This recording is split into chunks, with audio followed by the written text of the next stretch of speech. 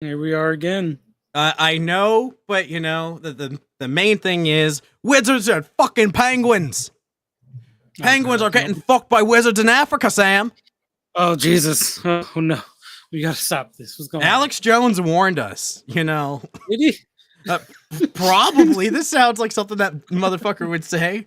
Wizards are fucking penguins. Because Wizards of the Coast has decided to go and they're like, fuck you, Penguin Random House. We don't need physical books no more. We're going digital to save the environment and our checkbooks. Yeah, I don't. I need hardcover books. What are you doing to me, Wizards? People cannot be agreeing with this, and what a spicy thing to start the show on. I'll tell you, spicy. Tell me that I can't have books.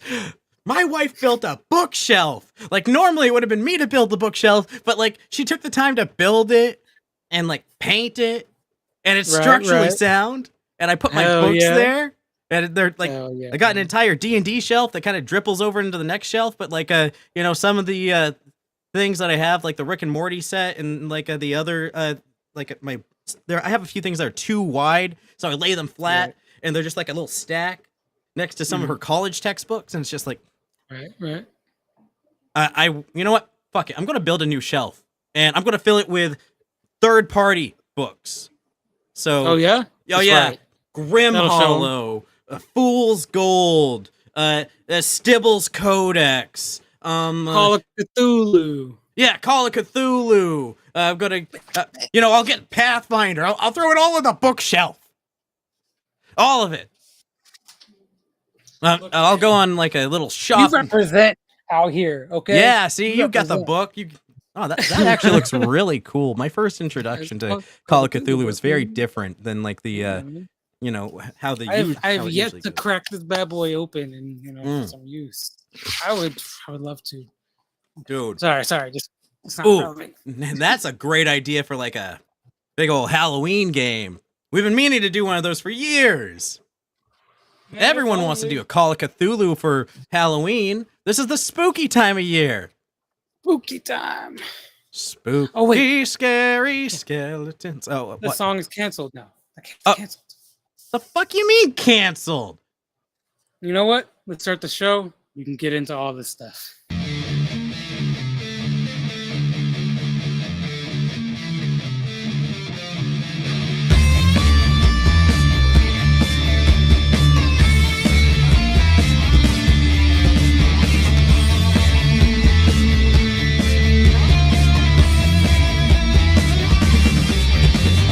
And welcome to Dungeons and Talkshows, the talk show that brings you dungeons, news, and homebrews.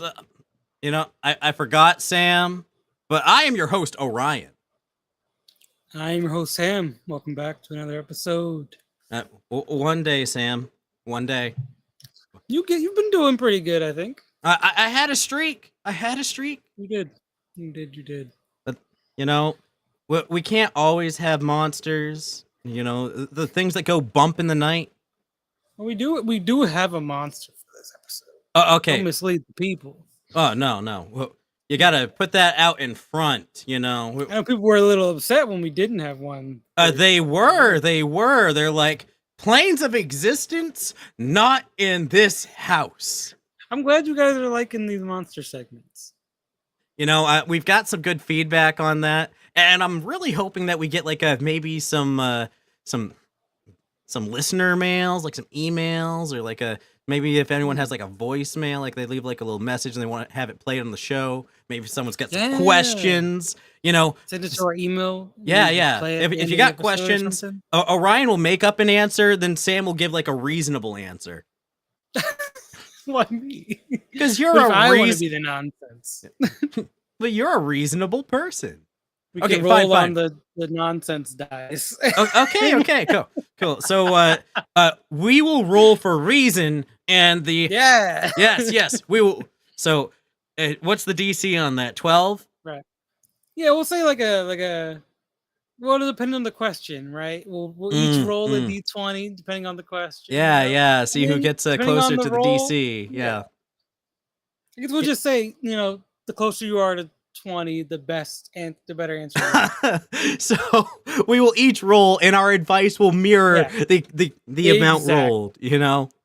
So Nat 1, like, oh wow, your DM Good really fucking luck out killed there, your man. character. Clearly, the only solution is to fuck their mother. Yeah. You gotta burn their house down, obviously. Yeah, and make it look like an accident. Yes. We don't endorse arson, but we certainly enjoy it. Shout out to the pyros out there. Yes. We do have a guest tonight. He's running late, but that's okay. We are willing to wait, and hopefully he'll be on here soon. So what would you like to get into first? Because we had a lot of spicy things come up a little bit in the cold open, a little bit taste. Oh, dude. Our friend Jen and starting some heat on Twitter. Yeah, and we win thing. Like, dude, we can hit the news a little early today. Yeah, go for it. Yeah. News stinger. Do you feel that? I'm pumped. I don't know. Hey. I cut it off too soon. But, go ahead, man. Okay, so as far as news, there's been a lot of debate in the Twitter space this week, Sam. Yes, I personally saw it on Facebook. it got everywhere. Imagine my surprise. Dude, you don't even touch our Twitter, but like it went from Twitter to the Facebook to the Reddits, and it's just like probably on iPhone. I'm feeling for Jen. She's just, I'm glad she's getting that word out there, honestly. It's that bad publicity is still good publicity. So good on you, Jen, for marketing. And I don't know what her goal is, but you know what? I'm glad she seemed nice enough on the show, Well, she was trying to, get a PSA out there, but I feel like, it's not something that I personally thought of. That doesn't mean that someone else couldn't think of it, that way. And if that is the case, then teach their own, I guess. So I guess, Sam, what is this big post that has got people riled up? Oh yeah, I guess I could pull up the actual post. I don't want us to become like a like a drama alert situation here. We do like Jen, so she's all right. I think her heart's in the right place. I just don't think what she's actually. I don't know if I personally get it. I handle those kind of situations differently as me personally, but I know some people are very sensitive when it comes to racial stuff, and I wasn't even aware that people could think of Halloween as being offensive towards by just being in the spirit. I never saw it that way, but I can understand, I guess. Let's see. I'm trying to I'm scrolling through her thing, and it's I should have had this ready beforehand, but then it's just damn, girl, you spend too much time on Twitter. You're posting all over the place. But the long and short of whatever. Whatever. The long and short essentially of it is you can go ahead. Oh yeah. So she wanted to make it abundantly clear in this Halloween month this year that it's saying spook or spooky during the Halloween season is unacceptable. End of story. It's and naturally that rubbed a lot of people the wrong offensive way. Yeah, people don't like being told what is and isn't offensive, and it's always a interesting topic to get into. I guess. It seems like it struck me as a weird hill to die on. Fucking Disney Channel has their Halloween spooktacular for 4-year-olds. Yeah, that's something that I had never even like I don't think I've ever heard anyone call somebody that in that way. Like I mean, me being black, especially, like I didn't even know that that was like a thing. But I Yeah. mean, not to say that it isn't a thing, just because I haven't witnessed it. Uh, But well, you you know know, what? At risk of me being wrong, I'm always like, the Orion is very keen on finding out for sure. So I'm prepared to be wrong. I don't think it's a problem. So I'm going to ask a black man if it's offensive. Sam, is it offensive? well, okay. So as far as I know, to be as politically correct as possible, the what she's referring to refers to the spook off with the Tuskegee Airmen, the black army pilots and stuff.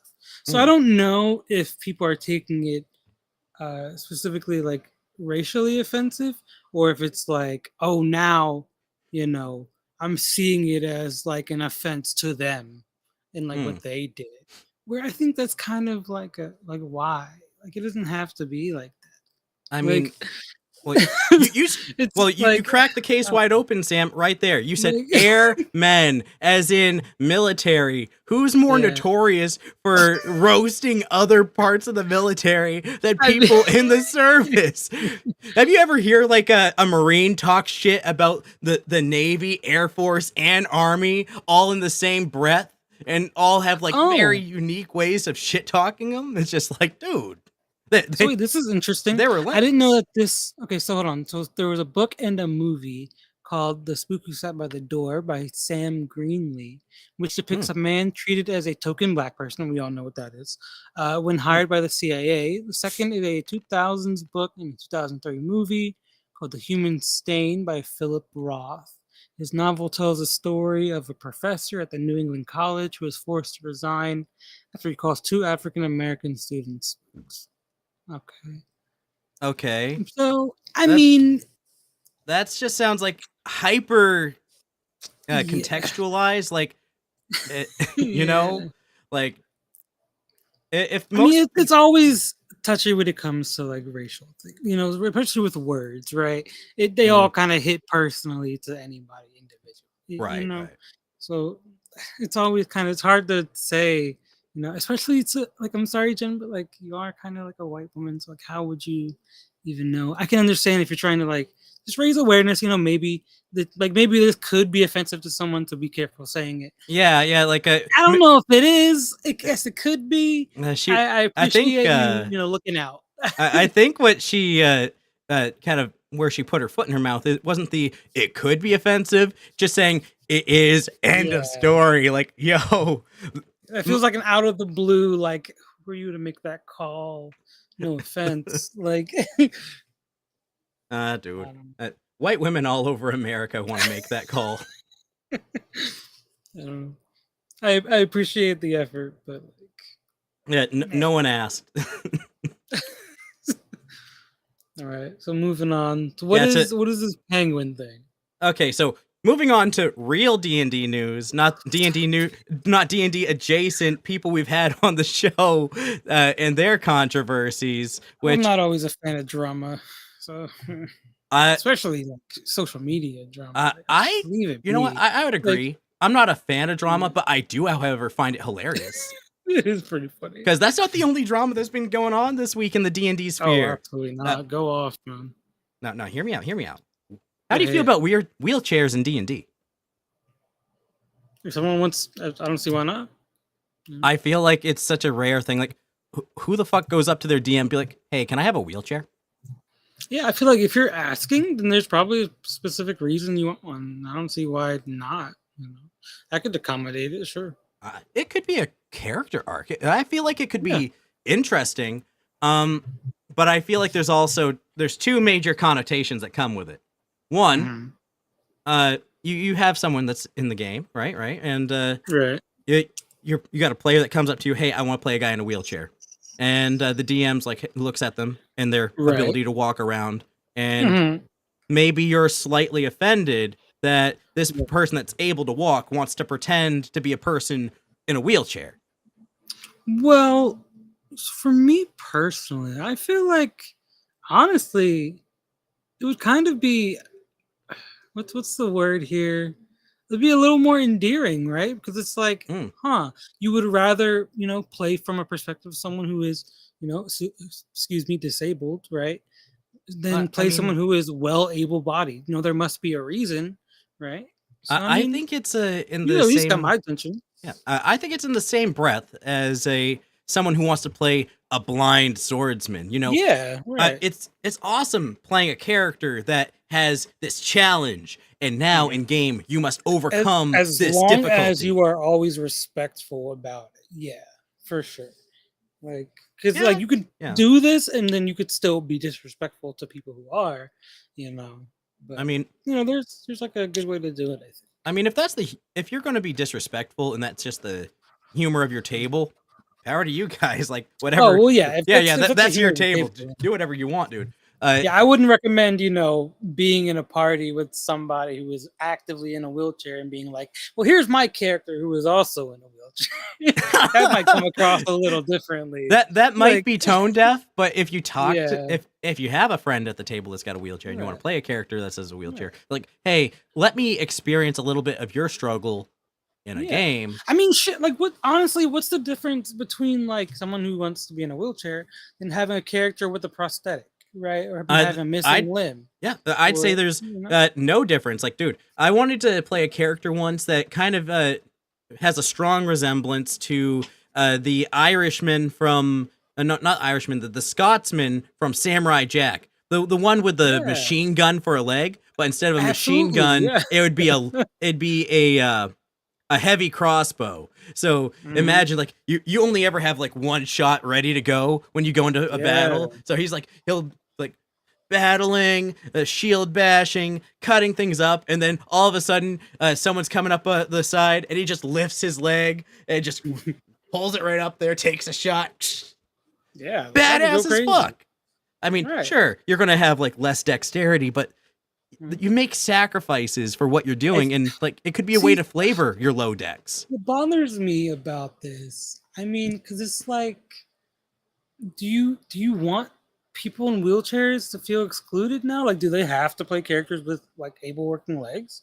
Like, Like like uh, now it's that doesn't feel. You know what I mean? Now that made it weird. Like, I think it's one of those weird things where uh I think the culture is like you got the old culture of everyone's just like I'm gonna play what I want and it's gonna be yeah, fun, like, and then you kind of the new like political people that are kind of like drifting in because and of mhm. course they're gonna drift into the hobby because everything is now made political like everything all the Yeah, I time. mean, it's kind of the same vibe as if you were like, I like you Mm, playing a character as a woman, right? If I mm, wanted to play a character that was like gay, right? People yeah, be like, yeah. oh, you can't play that character. You're not a woman. Why not? Right? Like, Yeah, absolutely. Like, dude, I'd say that a prime example of this. You ever watch How I Met Your Mother or mhm, Doogie Howser or any of the early 2000s show or 90s thing that had Neil Patrick Harris in it? yeah. Yeah, Neil Patrick Harris is a gay man, and Mhm. a majority of the time when he's in a movie or a show, he plays the kind of dude that can take your girl uh any day of the week. No problem. Like, fuck you. What you gonna do about it? I got Yeah, maximum riz, buddy. Like, absolutely. and that is good acting. When a gay man walks in, he's like, okay, all there is, all the ladies for days. Meanwhile, in his real life, he'd rather have dick, you know? I mean, and even in the movies, I mean, he plays like a metrosexual character. Like, Yeah, like he's just I think it speaks more to like a person's ability to be able to play it up, yeah. you know? Like for example, in anime, most main characters, like Goku or Naruto, you think they're voice acted by men because Mhm. they're not. Right. Honestly, because I feel like in order to do those type of things to do it correctly, you have to have like a level of understanding that is like not only respectful, but it's like, I don't know, it's like deeper than that, right? Because it's like you Hmm. have to understand what it's like to be, to embody what the struggle is like. And instead of being offended that these people want to like act, with this disability, why don't you let them like be like, damn, bro, I appreciate you trying to understand what it's like to be Yeah, like, or what it's like to like make me feel powerful. You know what I mean? yeah. I mean, I like, mean, maybe that's the case of like, I don't. What do people want, bro? What do they want from people? Like, I don't fucking know. Like, dude, nobody's perfect, and I think God, like it'd be the same as if I wanted to play a black person in D&D and you huh? wanted to play a white dude. Like, it don't Like, fucking matter. where does it end if you start trying to cut it off with disabilities? Like, Yeah, I just let mean, people be what they want to be. Like, it's a slippery slope, dude. Just let people play what they want to play, yeah. as long as it's not unreasonable. Yeah, as long as you're not hurting anybody, making anybody uncomfortable. If Yeah, if you're in a unique situation where like you're uncomfortable that someone is playing somebody in a wheelchair, that's cool, but that's a you problem. Like, like I'm like yeah. I for mean, if like I don't know, unless they're specifically like being offensive to people, they're just playing a game. Like, uh, I don't know. and once again, this brings me back to my thesis statement. Who asked? Yeah, I mean, this is kind of like a who ass episode. Like, honestly, have you ever heard of someone having a wheelchair? Like, okay, let's just throw out the wanting to overcome adversity. We got Right, right. settings full of magic, teeming with it. You got magic spilling out of everything, and you Mhm. can't fucking heal your legs? Well, they absolutely could. I mean, and it could also be a world where the magic isn't, the healing magic isn't that advanced, or it's not that, Or, active. you It know could what I also like to think? be, maybe the Yeah. character prefers to be in the wheelchair, or Maybe, doesn't. like, that could make for Mhm. an interesting character. Or maybe it's like, there is the magic in the world for that. Mhm. However, there's a major problem where it's like the real world healthcare system, and Mhm. magic is not used to heal the sick and the poor. Right. Like, you have to have money to be able to, Mhm. like, See, that's why I feel like when all these things, people are like, "Oh, this is racist in D&D. This is offensive." It's hard to even say that because it all depends on the world that it applies to. So, like, mm, how can you have like, you know, well, if your drow DM be says it's racist? absurd, like, Like, maybe that's because the DM runs the setting and they're like, dude, this doesn't work. yeah, Like, your right. character being in a wheelchair, if to be that in my setting, Mhm. you would have to want to. And isn't that kind of a Yeah. dick thing to do, to just actively sit out there in a wheelchair because you think No, it's cool? Like, I don't. you I know what? mean, I think that's it's if they're fine. doing it in that way, I suppose. But if for some reason, and they have a good enough reason, be it, then why not? It could be like that episode of Gumball where like they never wanted to get up out of their seat. So like when their family was in danger, they hopped on a couple of rolly chairs like I'm sitting in right now and just I mean, kind of like shit. What? scooch themselves all the way over there. Because like my brain immediately goes to like an artificer, who is like now Ooh. turned this disability into like his fucking like his chair. You know what Okay, I no, mean? no, hear me out, hear me out. So you go like a artificer with a wheelchair, and you take that armored artificer subclass. Hmm. All of a sudden, you got a combat wheelchair Yeah. with You rocket basically have a launchers and jet vehicle now. boosters, and So you know what I mean? I feel like there's like there's no real downside to like playing. I don't if it's know. an artificer in a wheelchair, you know what? Fuck it. They were born without legs, and they started engineering how to deal with this shit. And like, that's cool. They got this Yeah. fucking mecha wheelchair, and like, I think it. okay, I'm hyped. I'm sold. Yeah, yes, you I can think it play all that in my game. depends on the situation, like, and it depends on the DM. Everybody's different. Me personally, it would depend on why and what setting it's in. Mm, For what reason. Like, yeah, I think I'm generally the same with games I run. It's like, yeah. cool, pitch whatever you want to me, Well, but sell also, make me sure it's on okay it. with the other players. Yeah, and Yeah. sell me on it. Because if like it doesn't matter if I think it's fine if my players are like, I don't like that this athlete is playing a dude on crutches. Like, okay, Battle first of all, crutches. y'all need to check yourselves. Like, because like, why does that bother you? I don't understand. Like, that'd be like, oh, I'm upset that Orion's playing a woman. Like, why? Like, Yeah, I mean, The thing is, I like playing female As long characters in as video you're games, not so like being this is kind of branching disrespectful out for to it, me. yeah, I mean, it's all like, as long as you're not like disrespecting women by playing women, which can be done. I feel like you're doing fine. None of the women in our party feel like you're disrespectful. So Yeah, it's like, we're like what's the the Charlie's harm? Angels up in here. Right. You're like the concubines, The traveling concubines, that kills You me guys every are time. vibing. Just like we killed that guy. Exactly. You guys definitely killed that guy. Why, we're traveling concubines. Mhm. Whoa, my lord has really rewarded my yes, he has, and he didn't know what you liked, so he sent the three of us because he wasn't sure. We're a sampling platter. Mm, Oh man. that was so good. All right. Moving on. That traveling concubine gets me every We're time. 20 minutes in and we've talked about Twitter, whether wheelchairs or races. Who fucking knows what's going on Racist anymore. wheelchairs. Penguins getting fucked by wildcard Wizards of the Coast. Sorry, I keep saying wildcard for some reason. I got arc on the brain. What Penguins are dying in Africa, Sam. is going on in the world, man? Also, like if you guys heard that alert on your phones, be aware that you are now like a sleeper agent zombie. So Damn, the Russians got us again. yeah, man. Good luck out there. It's a dangerous time to be a person. It's a dangerous time.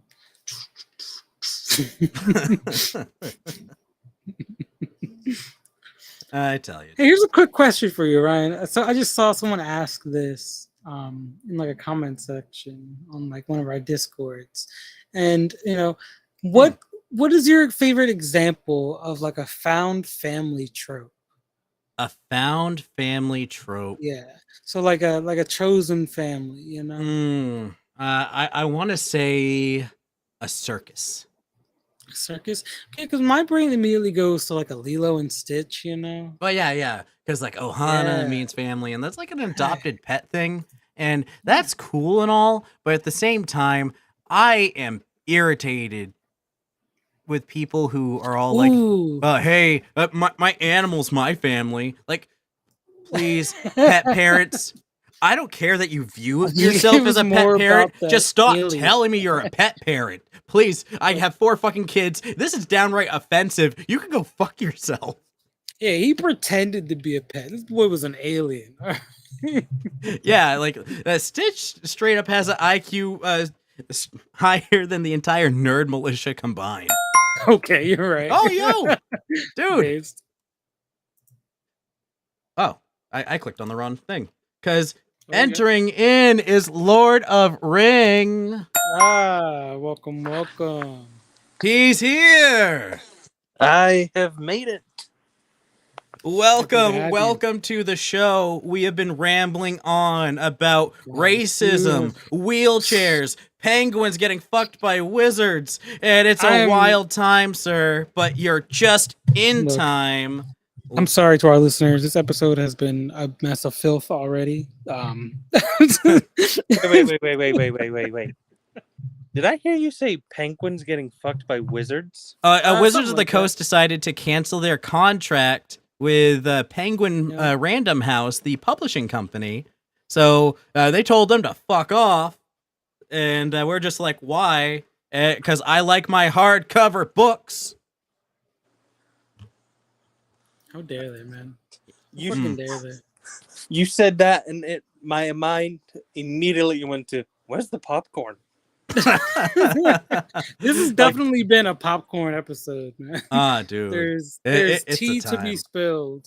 I'm glad the episode I decided to come in on, I guess, is the popcorn episode. Oh, it's a spicy. But, it's a spicy meatball. So why don't you introduce yourself to everybody for those in the audience that don't know who you are?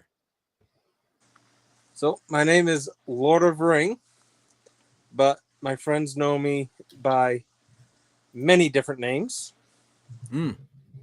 And I've known Orion for 3-4 years now. Damn. Yeah, that checks Yeah. out. We've known each other for about 3 years, and we first met singing on the machines. Ah. Yeah, we would be singing a cappella style. Yep, there'd be a whole Make a lot Man of Out of You stuff. from Mulan. Yes, a whole lot of Disney, a little bit of some of the Backstreet Boys, because the Backstreets just keep on coming. Yep. They wouldn't let us have any music or phones or anything because like all this proprietary tech, and they didn't want people taking pictures of all the bugs that were getting into the swabs at the COVID swab factory. So they didn't want us exposing that. Oh, right. You would never. Well, this was the height of the pandemic.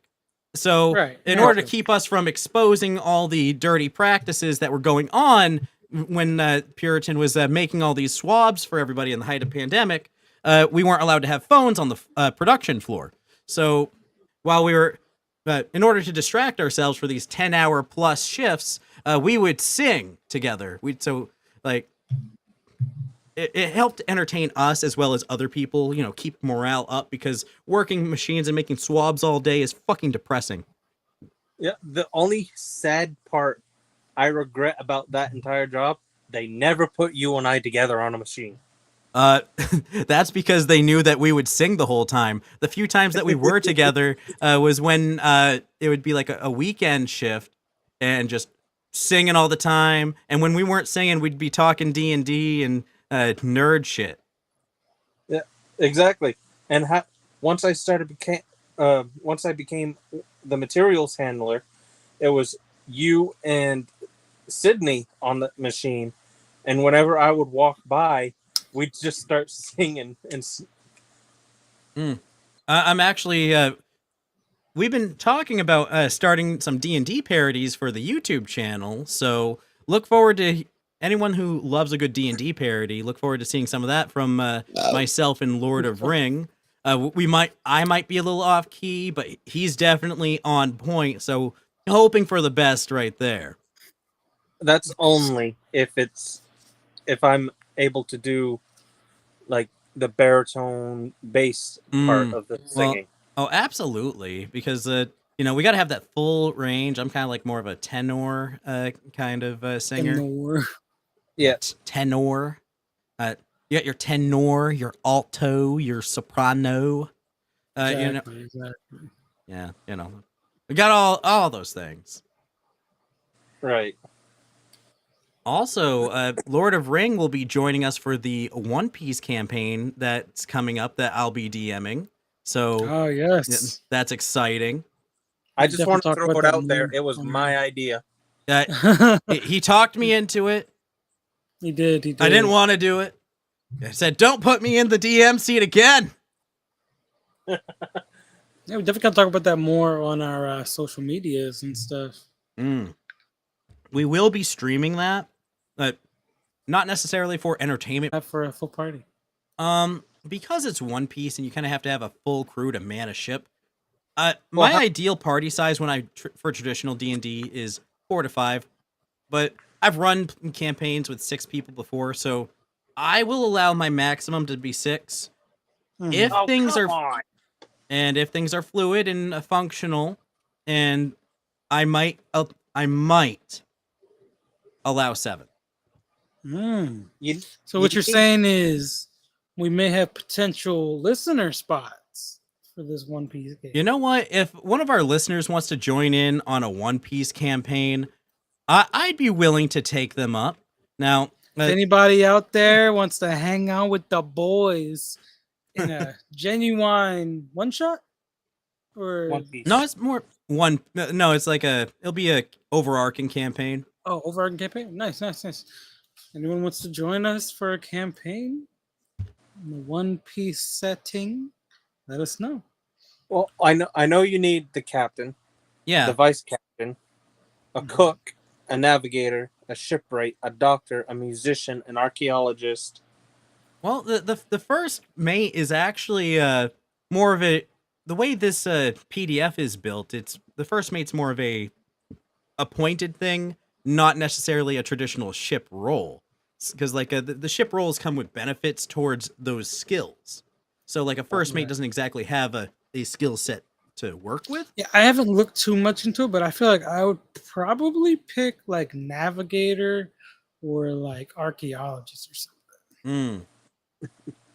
Or cook. Cook would go crazy too. Yeah. Cooks in my games are always fun.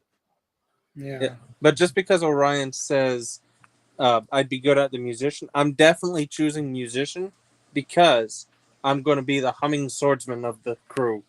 Ooh. Oh, yeah. Some heavy Brook inspiration there. Oh, yeah. I wonder if anybody else is listening out there is an artist, and we would happily pay you. We are known to do commission work every now and then. I would love to have a commission made. I have an idea for my character to be sort of a fishman. Ooh, yeah, that's gonna strong be cool. Boy. That cool looking features, cool. Kind of like a Ripjaws vibe from Ben 10, maybe. I love it because hit me up if you're interested. I love it because Sam he knows nothing about One Piece, so he's going into it with fresh eyes. Not a damn thing, man. Okay, so Sam, here's a little tidbit of information for a fishman. Yeah, something about the devil fruit. I know they can't really have them. No, they can. It's just that they can't. Well, yeah, but they. But they can still breathe underwater, so it kind of defeats the purpose of drowning. But a fishman, if he eats a devil fruit, all that's going to happen is he'll sink. Yeah, they can't swim anymore. They can't swim. So if you eat a devil fruit and you're a fishman and you're over the Marianas Trench, you're going 7 miles down. I've heard. And that's. I don't know what that even how good those even are. So all I'm saying is that I don't know. all I'm saying is that if devil fruits were real, I'd be perfectly fine because I am afraid of the ocean. I have thalassophobia. But if I am choosing a fishman, I do like fish species. Like I immediately think of and especially I think of like deep seas fish, like moray eels, anglerfish, and like sharks and shit. Ooh. It's so like cool I feel like it'd be a personal hit to lose the ability to swim. I mean, I can't swim. Yeah. What you should do is base your character off of the One Piece's show Jinbei. I don't know who that is. Jinbei? Jinbei. Yeah, he's this whale shark fish-man. He's cool. He kind of like mans the helm for the crew. He's a real like monk bruiser of a motherfucker. He just comes. He's a real like big blue boy. Yeah, big blue boy. He can shoulder throw water at people. Like he's like, okay, I'm just gonna take this current and just throw it and like just demolish a fucking ship. Just done. Interesting. Yeah, I think I was gonna go with the bruiser. Okay, then that would. Yeah, as long as you don't make yourself look like a robot, you'll be good. A robot? What? It's Frankie. From he doesn't. Have you got that part? No, he hasn't seen any of it. Oh, like I said, he knows nothing about One Piece, so it's gonna be fun. Let me educate you, son. No, don't educate him. Hold on. Well, we do have a show here. This is a show, sir. Some of our fans want more than One Piece. They want some Dungeons and the Dragons. Some people come here to get away from One Piece. There are dragons. They came to the wrong show, apparently. Quick, change of subject. How did you get into D&D, Lord of Ring? Actually, that's a funny story. It was when I was in the Army. I was stationed in Fort Drum, New York. One of the guys that were in my unit, he was in a different platoon. I became friends with him, and I started hanging out with him. And then there was this one weekend. It was a long weekend. We had like a Friday and a Monday off.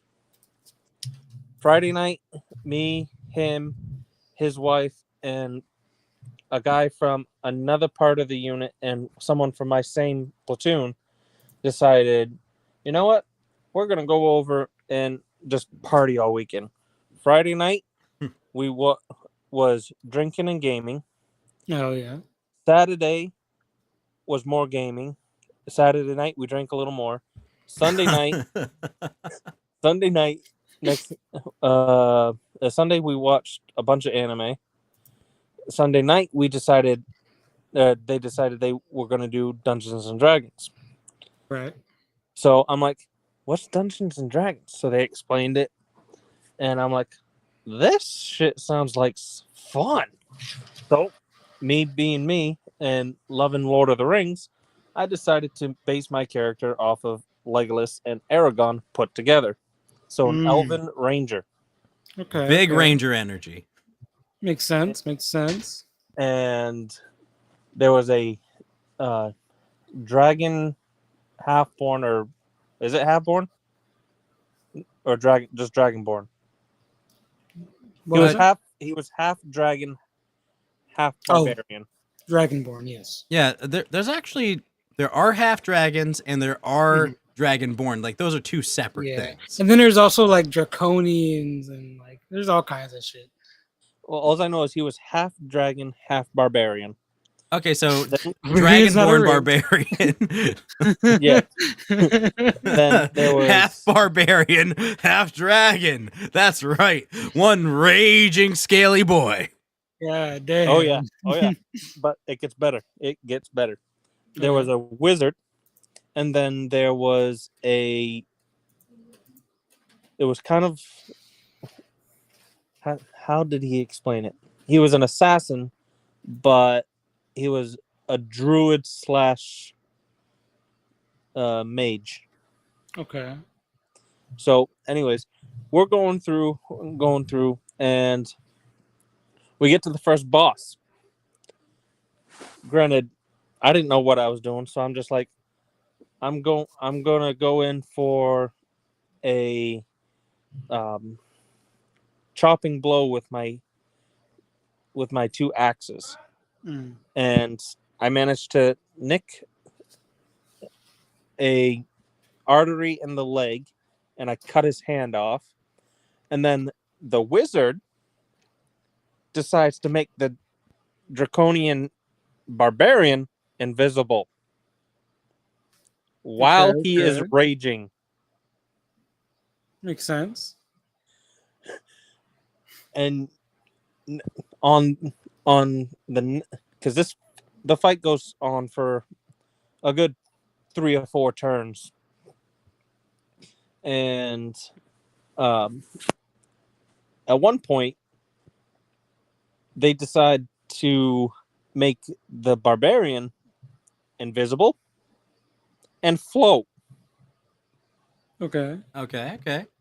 I heard the DM heard that, and he's like, "Oh God." He didn't know how to respond. It was not that crazy, right? Was it just floating, or could he fly?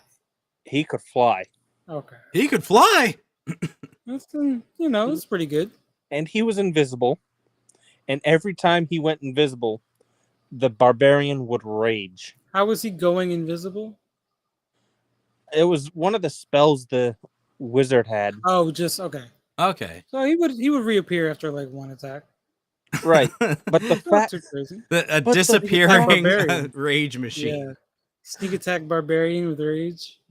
Just the fact that it was a barbarian turning invisible and then attacking after or going crazy. Berserk. It was always a really good combo.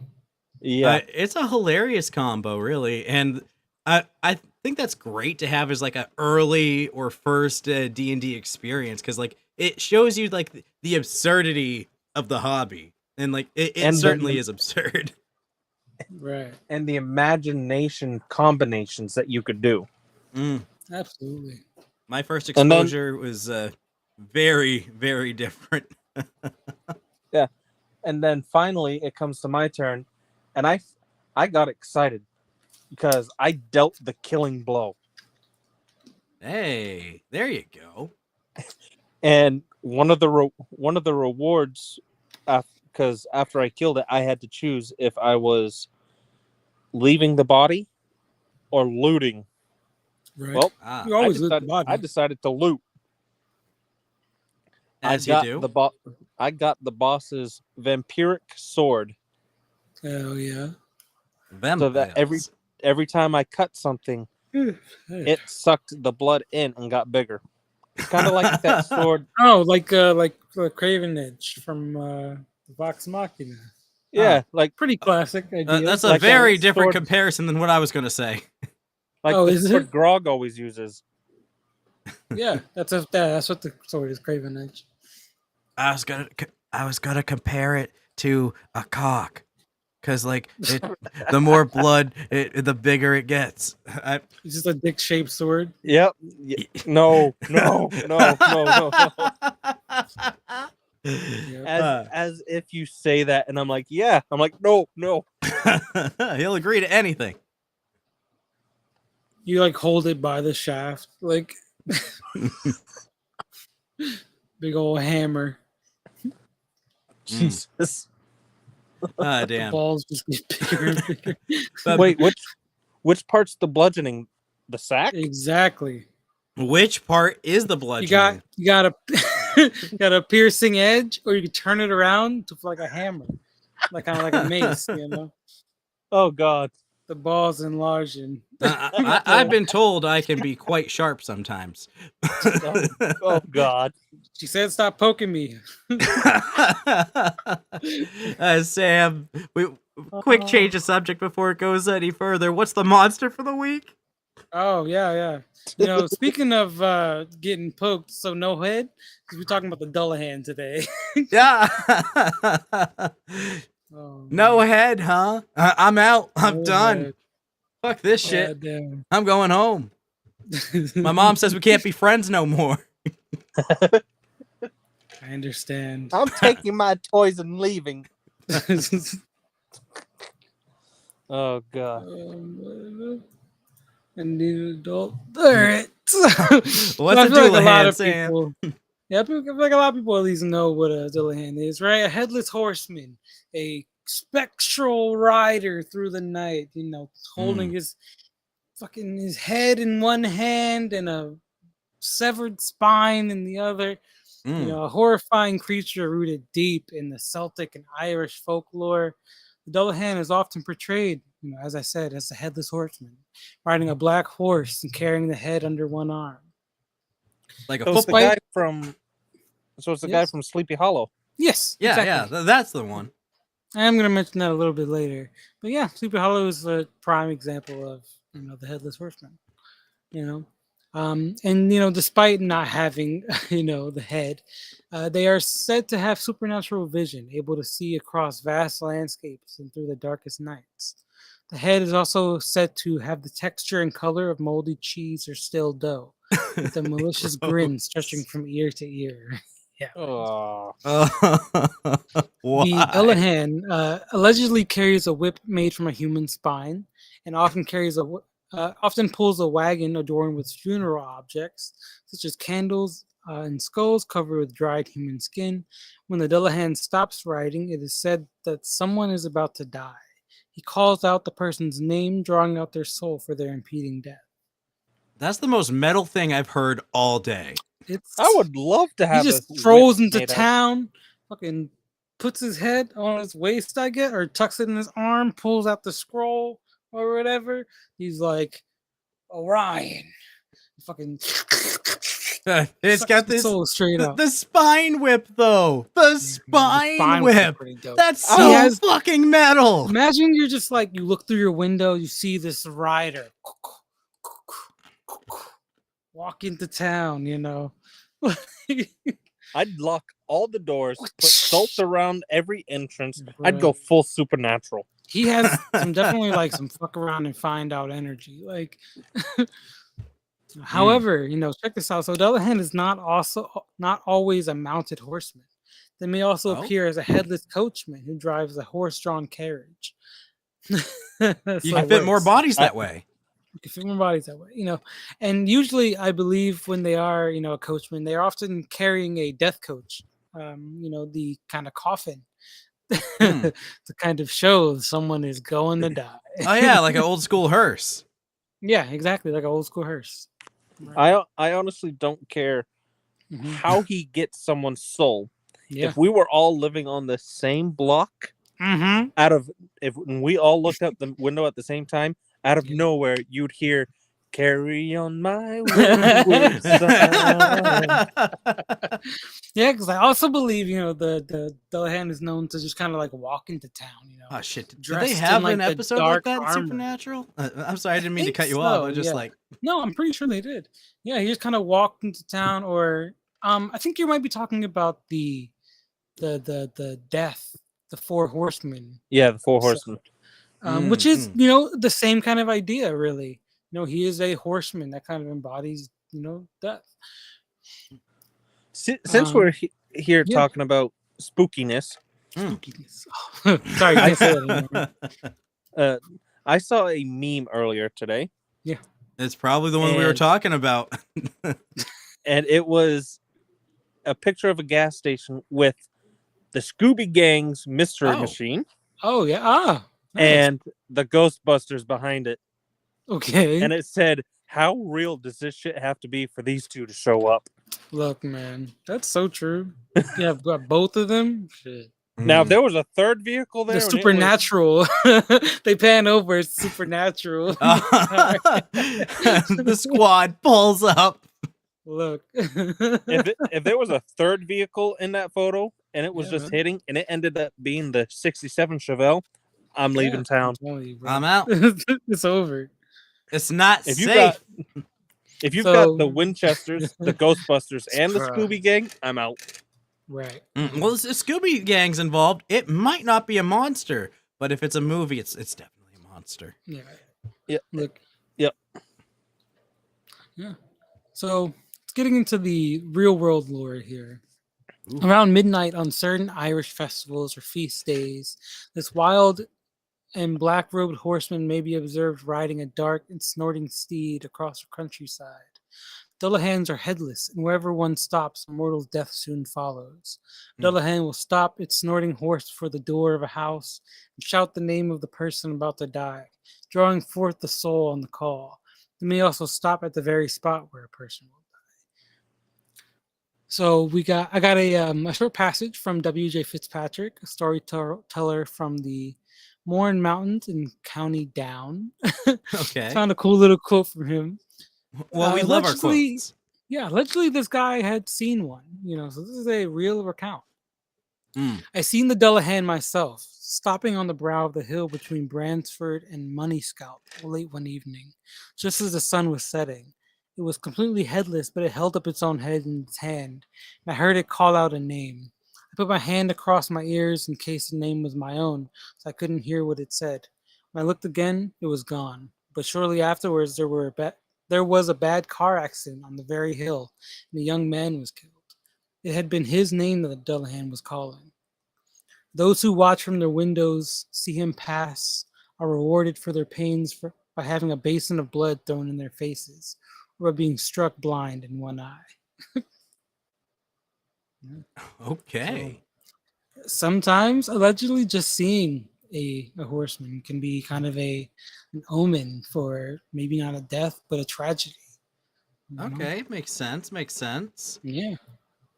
And like, I don't know about you, but part of me likes to believe that maybe the old world, like the veil between like this world and like the world of the Fae and the supernatural and the spooky shit, like maybe like that little barrier used to be a lot thinner back in the day, kind of like how like in Inuyasha, for example, they had demons all over the fucking place in feudal Japan. Then you go to future Japan and you couldn't find a demon to save your life. Yeah, true. So it's like, I think it's the whole over time, industrialization of man. The world gets less and less natural. We pull more and more from the magic, Yeah, like the magic kind of dissipates as things become like more concentrated and like belief goes away. So like Yeah. maybe a lot of it does kind of. I like to believe that it comes from belief itself, Mhm. and And that's yeah. why. Sorry, I didn't mean to cut you off here either. But I feel like that's why a lot of time you find story like this taking place so long ago. And they're like, well, why don't we have this stuff nowadays? I mean, maybe people do, and they don't report it or they don't believe it. It's Mm. like I don't know. Yeah, I feel like the magic is gone. The veil is not as permanent or not as impermanent as it was before, as Mm. malleable as maybe it was back then, Mm. or maybe more so now. Who knows? I don't know. Here's a fun theory. If we're going to dive into those kind of ideas, what Yeah. if like there's a section of like two different dimensions, and there's Mm. like some overlap, and over time, as the expansion of our universe goes out, Mm-hmm. and like we're just kind of going in a different direction, so that overlap is no longer overlapping the way that it was. I could see that. Yeah, Yeah, I could see that. like all those supernatural things like no longer is present, and it's like, okay, we got stories of dragons for centuries, like maybe Hmm. they belong to a different reality, and like all of a And I sudden, mean, you know, slowly as things like drift further and away, but from these yeah, two universes that we're touching, we're out of range. But yeah, it could be. I mean, I always believe in like the Mandela effects, the blend over from other mm, realities, stuff like that. I honestly feel like, in my belief, a lot of like mythologies and stuff, probably probably creatures and entities blending over or traveling here for some purpose. yeah, Because, like, look, my biggest thing with all of this is like these cultures got so many similar stories. They've never talked to each other, never seen each other's structures or anything. How are they so similar? You know what I mean? Like, yeah, and it makes for good stuff for a D&D campaign. Like eh, that could very well love it. be like a plot hook, like I universe love it. overlapping, and like a lot of the magical beings in a world being slowly ripped away. And it's like, okay, well, I have family that's all magical, and I'm like not magical, so holy shit, my family's being ripped away from me. This is a I world mean, that is shattering kind of the event. idea of like if you take the idea that the Feywild, right, you kind of begin to pull it away from the material plane. Mm. That's a catastrophic, like that's Yeah, wrong. yeah, like Like, magic. A lot of magic comes from the Feywild, and yeah. its interaction with the material plane. So Mhm. imagine an entire setting where the Feywild is slowly being ripped away, Right. Or like the ethereal, is becoming detached from the material plane. That'd be crazy. and the Yeah. material plane being popped out. It's like, okay, now you're losing access to the uh, the Shadowfell, Mhm. the The ethereal. divine realms. Yeah, like, dude, that that makes for like a whole lot of strange shit. Yeah, you can get real funky with it. Anyway, what are we talking about here? Dullahans? Drifting away All right. like the So cosmos. you did mention Sleepy Hollow a little bit earlier. So of course, there's no way I could not talk about Sleepy Hollow here, right? Mm, So, for anyone who doesn't know what Sleepy Hollow is a 1820 short story by American author Washington Irving, contained in his collection of 34 essays and short stories titled "The Sketchbook of Geoffrey Crayon Gent." Crayon Gent, creating crayon the shit. idea of the headless horseman, believed to be a 1790s Hessian soldier who was decapitated by a cannonball in some unknown nameless revolutionary battle, who rides forth to the scene of battle in nightly quest of his head, supposedly as the commander in chief of all the powers of the air. Um, Hmm. so yeah, so this is a spirit that was fucking domed by a cannonball who is looking for his head, right? It's pretty crazy. The origins of the Dullahan are not known for certain, obviously, they never are. But he Hmm. is thought to be the embodiment of the ancient Celtic god Crom Dub, Dub, I don't know how you say that, Dooby. or the Black Crom. Uh, the Black Crom was worshipped by the prehistoric king Tiger Mas, who ruled in Ireland about 1500 years ago, and who legitimized human sacrifice to heathen idols.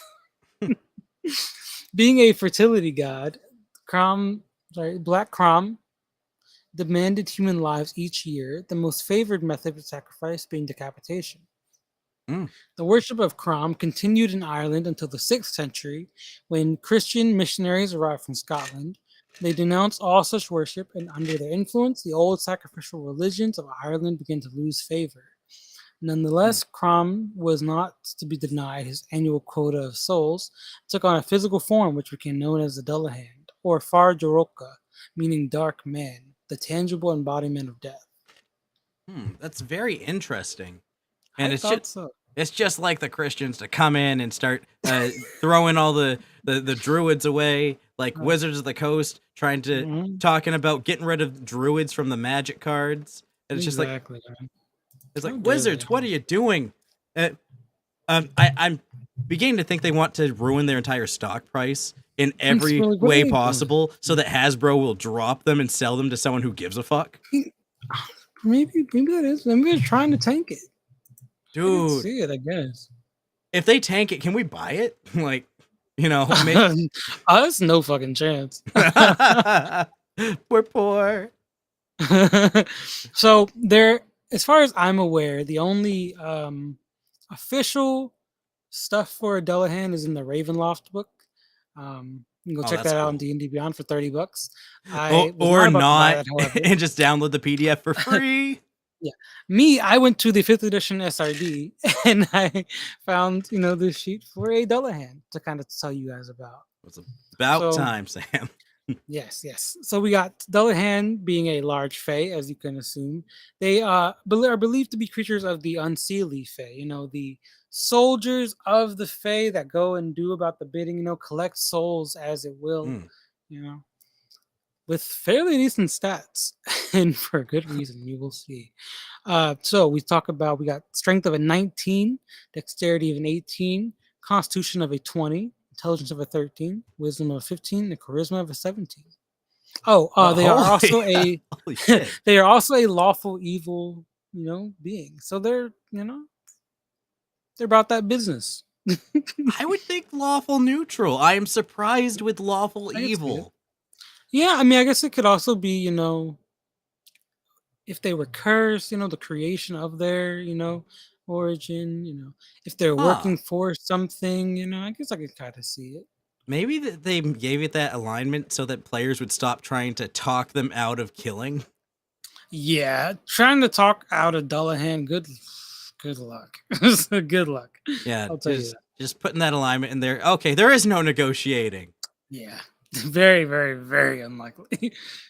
So we go into damage resistances and immunities here. We got bludgeoning, piercing, and slashing from non-magical attacks, and the immunity to necrotic. We also got the condition immunities with charmed, exhaustion, frightened, true sight of 60 feet, speaks common, elvish, and sylvan, and is a CR 11. It's a strong boy. Yeah, that's easily some tier capping out you could probably with a tier 2 party if they were really strong handle it, but this is like a tier 3 kind of enemy. Yeah, I mean, wait till you get into the the feats here. So we got baleful glare. When a creature can see the eyes of a Dullahan's severed head starts its turn within 30 feet of the Dullahan. Dullahan can force it to make a DC 17 Wisdom saving throw. If it is not incapacitated, on a failed save, the creature is frightened until the start of its turn. While frightened, the creature must take the dash action and move away from the Dullahan by the safest available route. A doomed creature that fails a saving throw is restrained instead of being frightened. Unless surprised, the creature can avert its eyes to avoid the saving throw at the start of its turn. If the creature does so, it can't see the Dullahan until the start of its next turn, when it can avert its eyes again. If the creature looks at the Dullahan in the meantime, it must immediately make the save. Nice. So you can avert your eyes, but you're not looking at this creature now. That becomes a problem. Yeah. All right. Next up, we got Relentless Advance. Moving through difficult terrain doesn't cost the Dullahan extra movement. The Dullahan can move across the surface of water as if it were harmless solid ground. Dude, that's badass. That's menacing as fuck. That's badass. Dude, That's just- imagine like you got a ship full of people. They're out on the Oh, water, shit. and this dude comes rolling up on your ship ready to Yeah. take some souls. Maybe I- your party like thinks they're gonna escape by getting onto a lake. Man overboard. Yeah, That'd you be me. guys like run off the path, get in the water. Spine jump whips in, the hull, swim rips out. it wide open. Oh my It, god! it'd be like that movie Ghost Ship. Yeah, He swings his whip around. It's like Bruh. that metal wire that cuts everyone in the ballroom in Oh, half. man. Imagine like your party like dives under. They think they're safe. They're like, okay, give it a while. Maybe he'll leave us alone.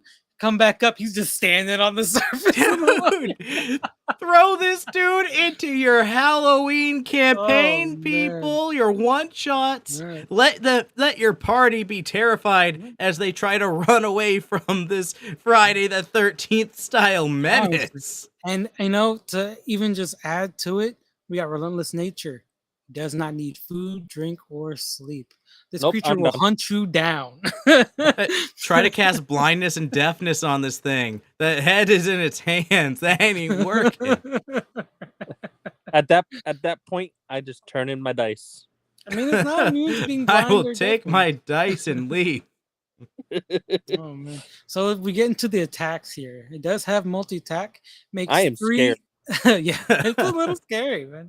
But the other hand makes 3 spine whip attacks or necrotic bolt attacks. It can replace 1 attack with the use of Seal the Doom. Seal the deal. Holy Seal the shit. Doom. So first we got the spine whip, melee weapon attack +8 to hit, reach of 10 feet. 2d6 +4 slashing damage, plus Whips are 3d6 OP, dude. necrotic damage. If the target is a creature, must succeed on a DC 17 con save or fall prone, as it is racked with pain. All right, sorry, package. We got necrotic bolt is a ranged spell attack +7 to hit, range of 120 feet. Is a 4d8 +3 necrotic damage. And then we have Seal the Doom. The Dullahan points at a creature doomed by Deathly Doom.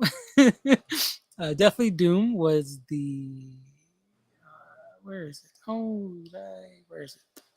Oh, that was the fear, I believe. Deathly Doom. Within 40 feet of it, that it can see the creature must make a DC 17 con save. On a fail, the target immediately drops to 0 if it is below half its maximum HP. On a success, the target is immune to the Dullahan Seal the Doom for the next 24 hours. Holy shit. And last but not least, we got a bonus action. Oh boy. Oh, here's the Deathly Doom. Okay. Bonus no. action. Huh. Here we go. Dullahan magically dooms a creature for 1 hour. Oh, so this is the name calling, so to speak. Okay. You can have okay. only 1 creature doomed at a time. If it dooms another, the effect on the previous target ends. The Dullahan knows the direction of the doomed creature as long as both are on the same plane of existence. Sam, hear me out. Yep. The party is tasked with protecting someone who is doomed. The client is doomed. They have to keep this person safe from death himself. For 1 hour, your party is being hunted by a Dullahan. This can be refreshed. So, like, you got to keep be this person refreshed. safe. Yeah. So, You gotta get them to once a it holy rolls right up, location it can or something? refresh that shit. Whew.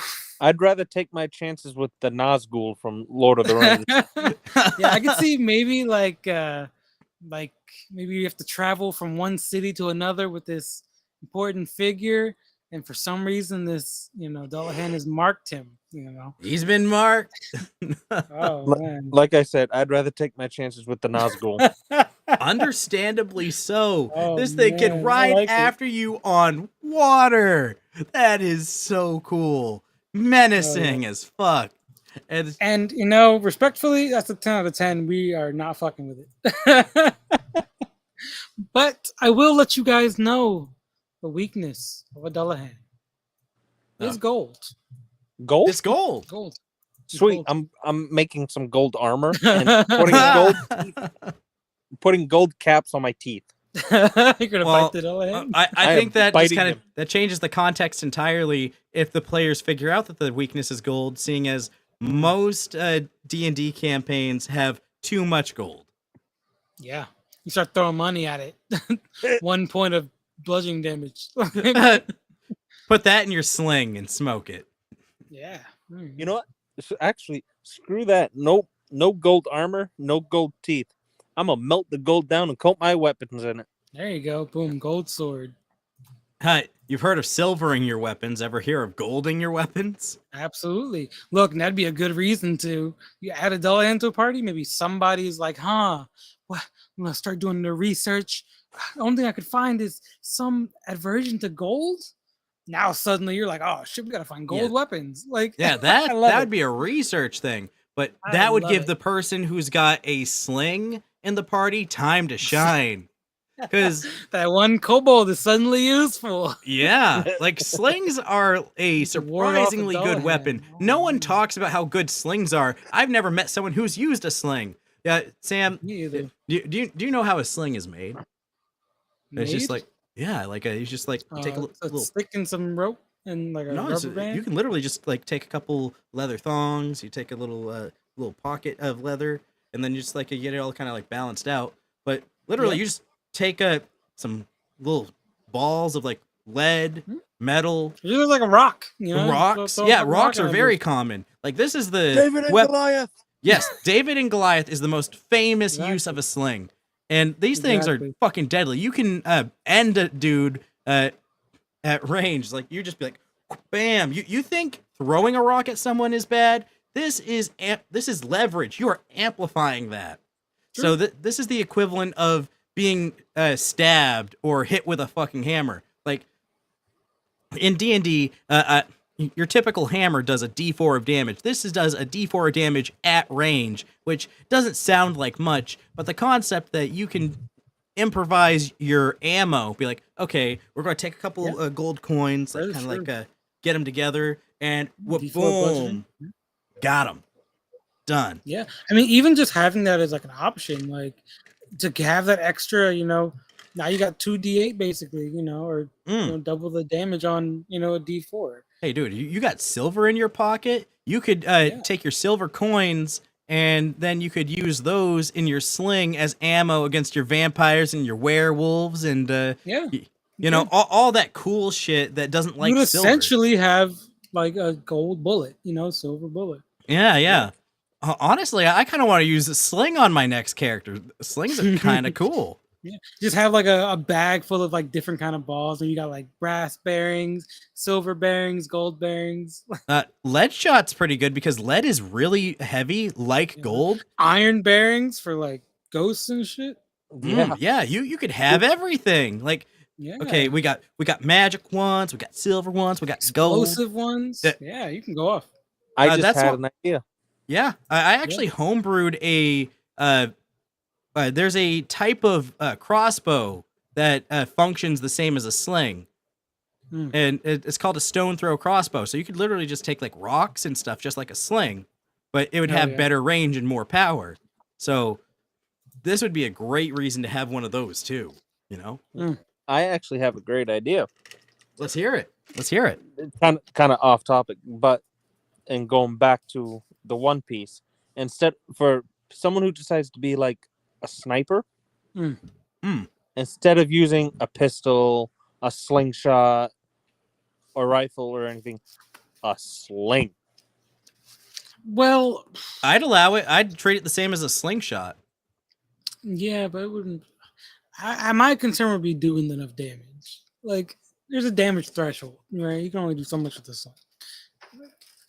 I think if you're really good with one, like base D&D, a sling does a D4 of damage, you know? Yeah, but you're not killing anybody with the D4 damage. All you gotta do is knock them out. Even if you crit it, sneak attack, like, chances are you're not killing anybody. Well, the thing is, with a sling, we already demonstrated, like, the versatility of ammo is what really sells it. Yeah, it really, really depends on, you know, you start adding more to the ammo, what your DM is like, you know? All you got to do is knock the person out, take all of his loot. Knock the musician out, take his loot. Yeah, that's how I would do it if I was a sniper. AC to knock someone out with the sling would be kind of tough. And what's the range of a sling? Like 30 feet, maybe 20 feet? Actually, let's look into it. Actually, don't know. Five-piece sling. I'm looking this shit up right now. Yeah. Oh, 'Cause the in all Roll20 compendium. That's reliable. So that's a range of 30 to 120 feet. Oh, okay. That's actually surprising. What the heck? It's a simple weapon. Anybody can use it. Like I said, a Yeah. D4. So it's in the same threshold as like daggers and hammers and Mhm. small end stuff like that. But the versatility of the ammo that you can use and the concept It that doesn't count as a thrown weapon, right? Like a thrown weapon no, proficiency and stuff. no, Would it's it be just a ranged weapon. just the range? Okay, gotcha. in all honesty, if I'm able to get like a good enough roll, I'm gonna make sure I'm like 10 feet away from someone and have a piece of lead. I'm aiming for the back of their head.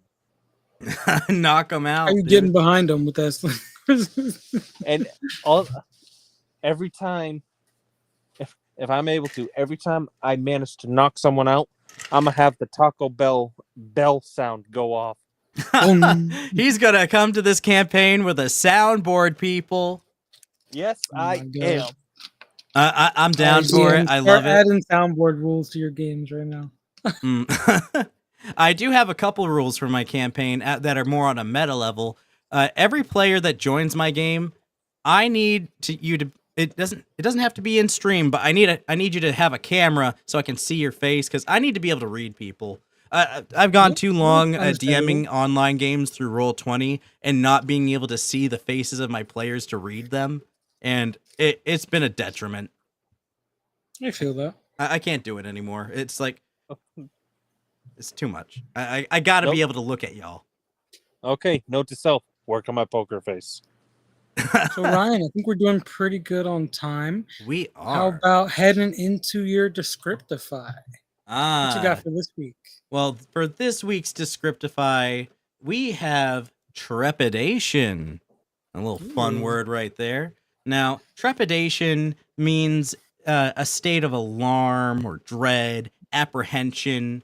And it could be used to describe someone with that's kind of like involuntarily quivering or like trembling. Anyone who has anxiety, or fear. me right now. Yeah, that's gonna be me if I see a headless horseman. True. Yeah, you might, if you see a Dullahan, you might experience a state of trepidation. You might have some trepidation towards the entire month of October because ghosts and ghouls and scary shit. Oh my. Spooky, scary skeletons, All together now, spooky, scary okay. Spooky, scary skeletons. That song's too catchy for what it is. Yeah. Right. Oh my God, is that song racist now? I see you.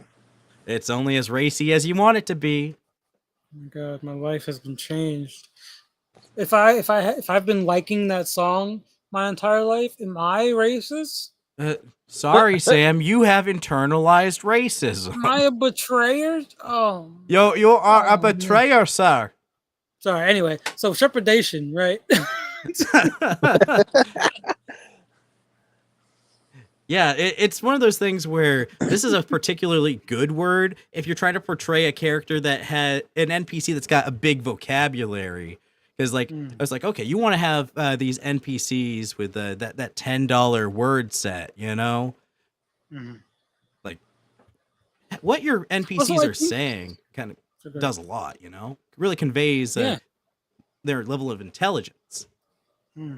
Yeah, and it kind of like showing trepidation is like a specific kind of emotion too, and to display that to somebody shows like a special kind of fear, Yeah. Like a troubled kind of fear. Yeah, I'm deeply worried. Exactly. Yeah, I like that. Yeah, or you could just have a character be like, "Oh, I do say I'm not experiencing any qualms or trepidation with the deal that we have set forth. All we must do is sign right here. Yes, and do you have any qualms with the deal?" And here I come with a roll for understanding. Hey. Yes, make an intelligence check. Oh yeah. Oh, fuck. Nat Can I one. make a roll for illiteracy? A roll for intelligence and a roll for literacy. I Yeah, can't you say do. You make one too. Remember when literacy was an actual skill in D&D in the sense it was a feature?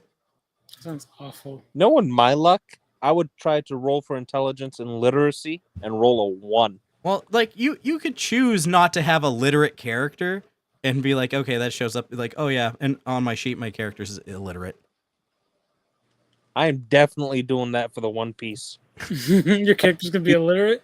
Illiterate. Oh, Actually, that could work. You know, some illiterate dude that's from an island. He's just spent his whole life hunting squirrels with a sling. Be careful. You don't want to appropriate anybody by portraying somebody who's illiterate. To appropriate is to appreciate. Well, that's what they say. Until you get appropriated. I'm gonna be the most illiterate. He's off to a doing great it. start. He's doing it. Oh, he's in man. character. Holy shit! He's a method actor, people. Jesus Christ! I'm going to be the most illiterate humming swordsman that ever walked the earth. I know you're gonna do great. He's gonna do big things. Hey, Ryan, what's our homebrew for this one? You are gonna go far, kid. Straight to the bottom of the ocean. Straight to the top. Oh, we got to move into the homebrew. Oh man! Generic realm, lots of fun, excellent. Ah, yes, it's always fun in the generic realms. And this week in the generic realms, Sam, I have something special to bring to everybody here. We do love that here. And it is the potion pitcher feat. Nice. Brought to us by the Goose Quill. There, I got that set up on screen there. I don't know if you can see that, Sam, but I can't read. well, I'll read Now it for who's you. illiterate? Yeah. I'm already been illiterate. Hey, wait a minute. Is this the? Wait, who made the art for this? Wait a minute. Let's like see. This, The this also artwork- reminds me of yeah. Legends of Runeterra. If anybody plays. Oh it. yeah, this shit looks great. The looks artwork really is good. by Jelena Kevik. I can't pronounce that last one, so I'm gonna try. Holy shit. Jadurvik. Well, we Holy are shit. illiterate. Look at this next one. Oh, I'm sorry. I don't mean to make fun of your names. Krish Kinter. This is clearly like some kind of like Russian German area kind of names. Yeah. All right, No, go no. off, go. Well, whoever y'all are and however you say your names, this is some great stuff. I like it. Oh, this seems like something that would work really well for This character's just beautiful to look at. I love like all this little potion things. They're just kind of this is hanging definitely around a fee I there. would take for my plague doctor. Oh, absolutely. And if someone wants to use this in my game, they absolutely can, because I allow feats from any part of 5e, because this is going to be a 5e campaign. Oh, read what it does. Well, yeah, everybody gets to start with either a devil fruit, a hockey, or a feat of their choice. I am definitely using hockey. I think I'm gonna just pick a feat. I want to go what's for a that hockey? mythical zone. What the hell is Hockey is a Oh, no. it's like chi. Okay. So, Gotcha. but going into the potion pitcher feat, I'll read it off here.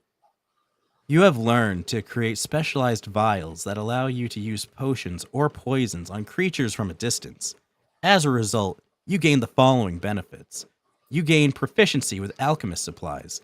Using alchemist supplies, you can transform a number of potions or poisons equal to your proficiency bonus into splash potions over the course of a long rest. Splash potions may be thrown at a target within 40 feet using a bonus action. If the target is unwilling to receive the effects of the splash potion, you must make an attack roll to hit them with the splash potion. Holy shit! Sorry, I just had an idea. Don't worry, I'm almost done. The splash Yeah. potion has a normal range of 20 feet and a long range of 40 feet, which you are considered proficient with. The attack roll uses your dexterity modifier. Go ahead. This is an amazing healer. Yes. Like, This turns like a cleric into like an amazing healer. nah, dude, this lets a normal, like, non-caster, it lets a marshal be like, what bam, what Yeah. bam. Like, imagine Oh. being a fighter and you use your action surge to just Yeah. Throw out like an AoE greater healing potion. Like, oh my god, Dude, it's crazy. you use like, imagine using your bonus action, your action surge, and like say you have like a potion in each hand, like your whole thing is like dual wielding. So you're like, what bam, Dual what bam, wielding what bam. You're just like, everybody gets healing, like you're fucking Oprah. You know what? What's really funny? Okay, so I try not to reference all the books that I talk about all the time, you know. But one of my favorite ones, He Who Fights with Monsters, right? They have alchemists, you know, like Wait, combat alchemists. There. That's a better spot for it on our screen. Yeah, so they have people who, you know, choose to fight as like a combat alchemist. And they kind of do this exact thing where they'll throw potions, they'll throw poisons, they'll ingest their concoctions and mutate themselves, you know, give themselves like buffs and stuff like that. So you know what? This could go crazy. I love it. I It's love it. fantastic. It's It's cool. simple and it opens you up to a lot. I did talk to this person about coming on the show. So The goose quill? yeah, the Goose Quill lives in Ooh. Europe. So in a couple weeks, we're going to have Goose Quill on the show, and that's going to be a 4 p.m. show for us because time difference. Like we usually have to adjust for our European guests because the Nerd Militia is friends to the European apparently. Like Yes. like we've Though had we guests both from all over. reside in the eastern United States. Yeah, so this will be fun. This will be big. Yeah. Yeah, it should be fun. I give this homebrew 5 out of 5. 5 or 2, 5 D20s out of 5. You know what? I will gladly concur with that. I like it. It's as good as your character is creative, and like we didn't do an IRL fight score for the Dullahan for a reason. Ain't nobody fighting that shit. You want to pick a fight I with gave it a death? 10. You're getting fucking wrecked. You're dead. Yeah, You're done. Like I couldn't fight that if I tried. yeah, no. Normally, we like to do the IRL fight score on the show, but there This are is- certain this is an- monsters that you just get fucked. Yeah. This is an omen of death. They come, they take your soul, they leave. Like there's no Yeah. there's no fighting back, honestly. Probably not. I mean, unless you're a D&D character, then you can fight back. Maybe one of these Or- days we'll have like a polywog for the monster of the week, and we can be like, "Oh, hey, frog legs, let's go." Yeah, eventually we'll talk about Yeah. something that's not, agent of chaos. But alternatively, instead of fighting a Dullahan for my homebrew, what if you Tame it. created one? What if Oh. you became a Dullahan? Or what if you, were born a Dullahan? Tell us about it. I have it pulled up on screen for the Alright. viewers. So, thanks to the DM's binder for checking this out by Zekis720. Hell yeah. So, the history of the Dullahan. Should I read all of it? Yeah, okay, I'll read all of it. A Dullahan is a type of fey creature born from the unseelie court.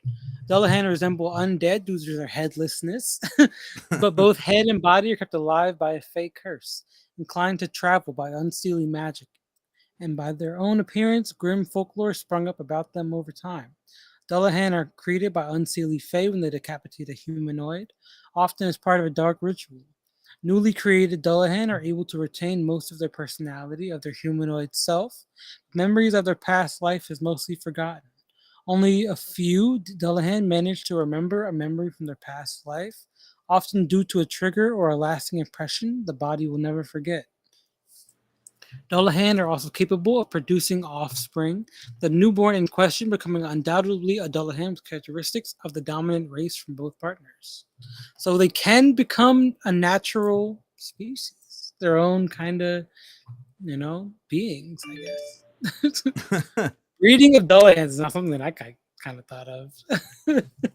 I mean, come on. If you the IRL fight score that we have given this thing, this clearly states that you are fucked if one shows up. So clearly, That's true. breeding is the only way out of a situation. They do be fucking, apparently. So speaking of, them be fucking, they resemble most normal humanoids so strongly. Most Dullahan are fully capable of integrating themselves into society, more so than most tieflings, half-orcs, and Dullahan who resemble tieflings and half-orcs. Interesting. Huh. No, just no. I don't want it. Huh. The differences they do possess are minimal until their headless nature is exposed. Showing their headlessness in public is viewed as off-putting. And sometimes creepy at best. Just off-putting. Sometimes Dullahan are compared to undead, viewed negatively to holy places and organizations. Other times, monster hunters or guards get called to the scene as a misunderstanding of Dullahan. Okay, so they try to give them their own kind of. They are a species all their own. They're just people, like yourselves. They just lost their head. I'd lose mine if it wasn't They attached. just happen to be headless. We don't need this headless prejudice, against them. Okay. Yeah, Could be nearly headless. Stop. Being, Stop headless hate. a side effect of being topless and versatile with the head. The side effect of being topless. Dullahan have a built-in instinct to fear gold as a countermeasure by the unseelie court to control them in the Fae. In the material plane, while no one controls Dullahan, their feebleness to gold is distracting, even harmful. Despite the downside, many Dullahan circumvent payment problems by asking to be paid in valuable gemstones, or even platinums. Of course, there are organizations that hunt Dullahan out of fear or ideals, are likely aware of the race's weakness and use gold-plated weapons to effectively and efficiently kill Dullahan. You could end a Dullahan with some gold, knuckle dusters. Yeah. This is interesting. Having their charisma increased by 2 and have one ability score of the choice increased by 1. That's probably not what I would choose, but you. I wonder if they are mainly casters and if they become, like a charisma caster, like a sorcerer, I believe, or charisma caster. Something like that. Sure. Yeah. I don't know. So we have age. Whenever they were killed or created by dark magic or born through reproduction, Dullahan matured the same rate as humans, but live far longer and stop aging. Dullahan that were born become adults when they reach 20 years and can live for 300.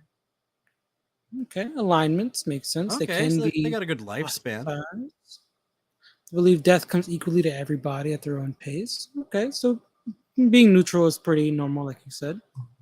Yeah, that's just where things kind of go to when I think about it. Inherited attributes. Oh, yeah, you were going to say? No, go ahead. I just think that this person that made this homebrew seems to share some views with me on that. He's like, okay, cool. Oh, yeah, for sure. So we have inherited attributes. Determine the race you are in life or born into life. You have that race's size, base walking speed, and languages. And for all intents and purposes, you still resemble that race. Okay, so this could double down on the racial flavor. Exactly. You get dark vision of 60 feet. You cannot discern color in darkness, only shades of gray. Your creature type is Fey rather than humanoid. You have frightening persuasion. Oh, I understand. Your proficiency in either the intimidation or persuasion skill. Interesting. And then you have unseelie magic. The Toll the Dead cantrip. Once you reach 3rd level, you can cast Find Steed once per long rest. The Mount Conjured is considered a Fey creature. Additionally, the steed can be dismissed into your shadow as an action. Ooh. Acting as a pocket dimension from a Find Familiar spell can be retreated as a bonus action. Once you reach 5th level, you can cast Knock once per long rest. And Charisma is your spellcasting ability for these spells. So once per long rest, fuck locks. Who needs them? Right, right. Oh, and we also have naturally the headless feet. Your head and body are separated. The wound that separated them is permanently scarred, and you gain the following effects. Ooh. You can attach and detach your head using your object interaction. Your ability to sever your head prevents you from being killed by decapitation. However, being struck by a critical hit with a weapon attack or unarmed strike causes your head to fly off. Your head lands in a space within 10 feet of you. Dude, You always know the distance and direction to your head. Yeah. it just makes me think of, you ever see that show? It was on like PBS when I was a kid. It's called Seven Little Monsters. And each of the monsters had like Yes. yes, you know, LordOfRing knows what I'm talking about. Right, And it is. each of the guy monsters was holding named his after a two eyeballs number. with his hand. Yeah. And 7 Oh, it's real monsters. Yeah, so his head would like unscrew and he would lose his head all the time, and he'd be like, Right. where's my hey body over here? And it's just like, oh, Yeah. That's I lost real my head. monsters. I remember this show. I remember that show. That was my favorite show, yeah, it was neat, you know. along with Cat Dog and all those other shows. Hey, dog. So we also have, unless your head is being carried by your body or another creature, it can be targeted. Its AC being equal to yours, but without the benefit of dexterity or armor, that does not include a helmet. That cannot be damaged twice by an area of effect due to this. Your head automatically fails dexterity saving throws. When separate, your body can see and hear so long as your head can see the body. If your head's vision is obscured, the body gains 10 feet of blind sight. Whoa, That's interesting. Huh. it is. So you could effectively throw your vision around corners. You could, okay, so if you take this race and you take Hold it out. you Right. bare minimum you get mage hand, and you can hold your head in your mage. Yes, you can hold your head in your mage hand, because the average head weighs about as much as a bowling ball, and the average bowling ball is less than 10 pounds, unless you're doing one of those bigger bowling balls. So you could have your head in your hand and just float it around. I believe a head is about 8 pounds. Something Yes, that sounds about right. Like that? Yeah, that's crazy. And your headless body cannot speak, but it can consume food and drink, as well as cast spells, even spells with verbal components, as long as the separated head is not silenced or gagged. That's really good. So, let's say you got like bound, right? You could like detach your head. And like, I don't know. That's kind of interesting. Ooh, There's also a it weakness comes with to a gold. feet? Yeah, come with the feet. So before we get to that real quick, we got the weakness to gold. Okay, You have vulnerability to bludgeoning, piercing, and slashing damage from gold-plated weapons. If you are carrying or touching anything made of gold, make a DC 15 con save or release the item. That's it. Okay. Yeah, and you do have a racial feat, transplant consciousness. Now that already, like, I'm drawn in. Yeah. So I think this is the last but not least on this page. The body of a Dullahan is a mysterious curse that remains with plenty of secrets for one to manipulate and discover. One such ability has to become someone else entirely. Over the course of 30 minutes, you perform a ritual to bind yourself to a head within 5 feet of you. The ritual ends if you move more than 5 feet away from the head. You can bind to multiple heads equal to your charisma modifier, not including your own head. Oh my god. If you attempt to bind to a new head that exceeds your maximum limit, you can choose to break a binding to one of your existing heads, not including your own head. Okay. You can only bind to a head if its size and sex is the same as yours. By completing the ritual, the head no longer decomposes while you are bound to it and gains the following features. You can spend 30 minutes to transfer your consciousness to a different head. You can do this during a short rest if applicable. Doing so changes the head skin's pigment, eye, and hair color to match your existing body and head. Alternatively, you can choose for your body to match the pigment of the current head. This is you have a like a very disguise. advanced. This is a very advanced disguise self. Interesting. You gain insight into the general characteristics of the head's life. allowing you to mimic the person in both voice and mannerisms. You gain advantage on charisma. Oh my god, I understand everything now. Move aside, Oh. changelings. You've been replaced. Holy shit! You just have a bag full of heads. You're like, oh, I'm gonna be a policeman today. You gotta like, hey, that's Oh, actually a good use for that spell that you can use to stop things from decomposing. Yeah, true. You'd have to spam it, but damn, I like it. that's a whole lot right there. It's interesting. What an interesting way to do that. I like that a lot. Imagine being able to change your class based on the head that you're using. Oh my god! If only. You know what? I might allow it if a character made a compelling argument. That'd be tough. I'd say you could have like a couple, and like you have like only until the heads decompose. Like, And that's heavily dependent on the heads that you have.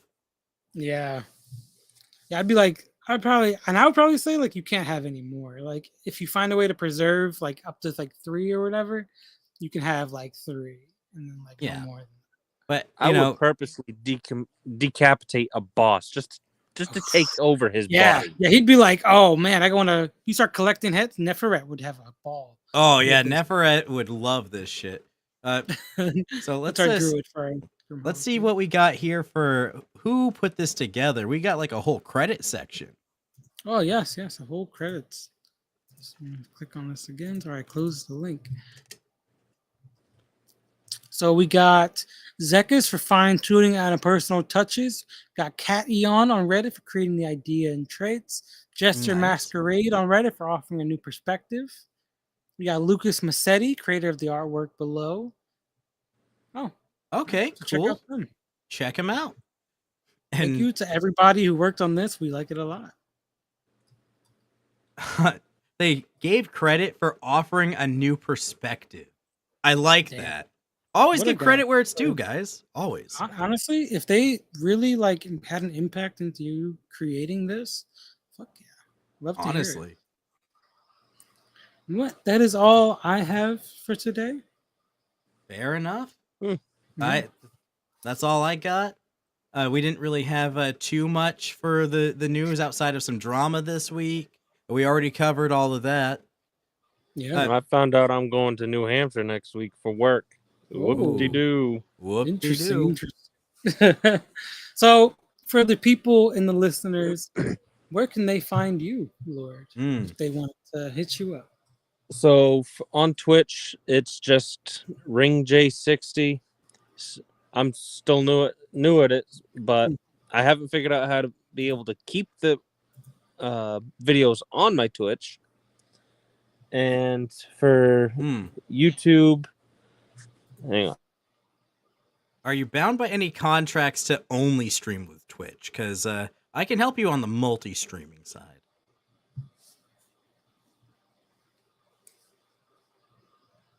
At any rate, I think if anyone else wants to check out some of your work in the near future, you will be appearing in some of our collective work with the Nerd Militia YouTube channel. Yes, and there, like Orion has said earlier, I will be appearing in some of our parodies. Yes.